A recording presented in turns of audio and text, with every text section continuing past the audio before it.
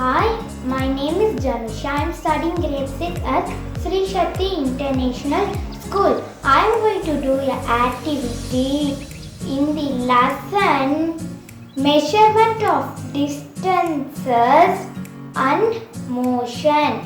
Okay, I am going to measure the table with this matchbox. I am going to measure the table is this. Okay, I am going to measure. I measure 1, 2, 3, 4 and 5. In first side width is 5 and second side 1, 2, 3, 4, 5, 6, 7. So in length it is 7 and here with 1, 2, 3, 4 and 5. Third side with 5.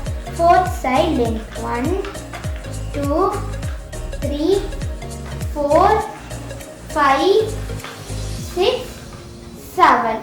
So fourth side length is 7. Totally it is 12 centimeter. In width it is 5. In length it is 7. Thank you.